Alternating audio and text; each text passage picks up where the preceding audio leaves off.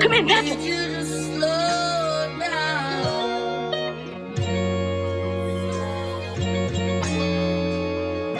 Yo.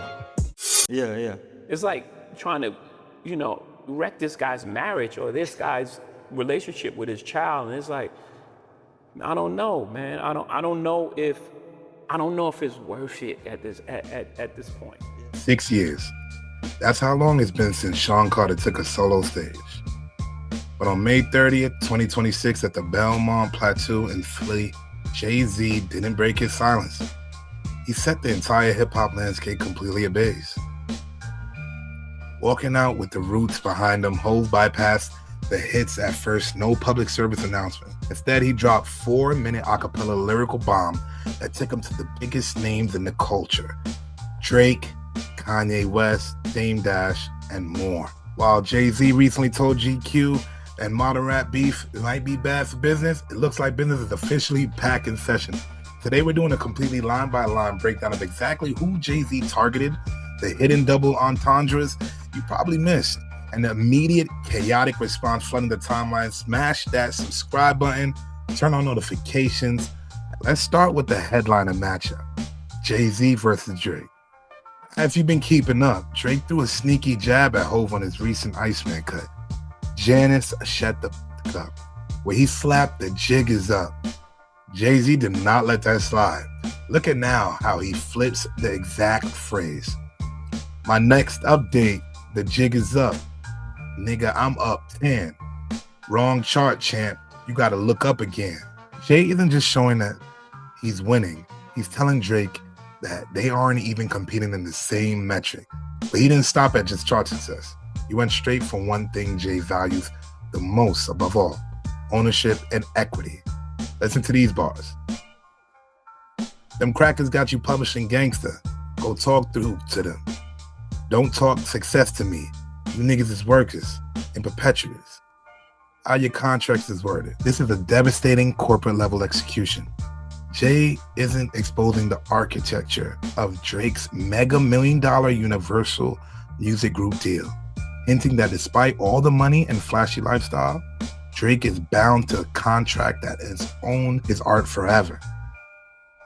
Jay even stopped short on the word further. Leaving a subtle silence lets the gravity of the contract talk sink in the crowd. Next up on the hit list, Kanye West. Ye has spent the last few years throwing public, unpredictable shots at Jay-Z and Beyonce, even bringing their family into his rants. Jay decided to address the genius versus madman persona directly.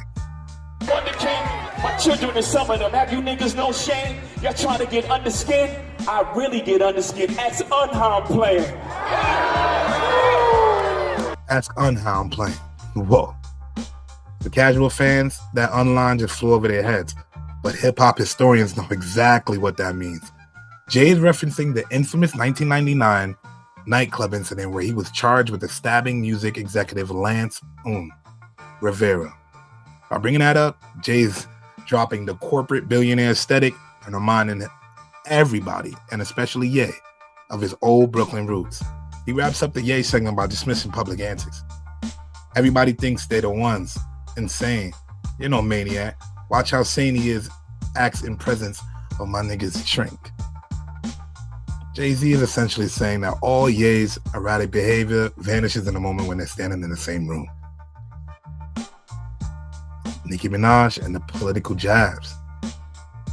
He hasn't hidden his frustration with Roc Nation over the few years, and specifically regarding how the NFL Super Bowl halftime shows are structured. Jay's response was sharp, personal, and heavily political.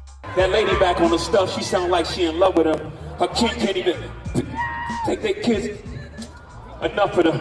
A rapper can't be my eye. I got MAGA Republicans. Them shots came from the very top of the government. Good luck with them. This is a multi-layered shot. First, he makes direct play on her Barbie branding, taking a swipe at her husband, Kenneth Petty. Second, he brushes her off as an opponent entirely. Jay says he's operating at a global political tier, fighting legislative and systematic battles with MAGA Republicans. And the highest levels of government to him rap beef with Nicki's small-time chatter. Now, we gotta address the Dame Dash and the Petty clapback. But perhaps the most personal middle bars were kept for him and his former Rockefeller business partner Dame Dash, even though they split over 2 decades ago. Dame's constant interview commentary finally pushed Hope to the talk back. You think that's a wig? A lot of people saying it's real, yeah. It's still funny. That's what everyone's saying. I'm just rocking with the algorithm and there. But logically, when I see people cut their dreads, they don't usually have an afro the next day. Just logically. But either way, that hair is funny.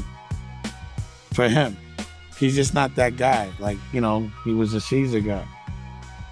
Yeah, like I said, he better come out in a jersey and a baseball hat. You better do that, bro. Don't play with him. You better do that. Do what I said. Cut that stupid ass hair up. The chatty patty down on his luck again. Niggas' teeth is tumbling out their mouth and somehow I'm the one who's done it.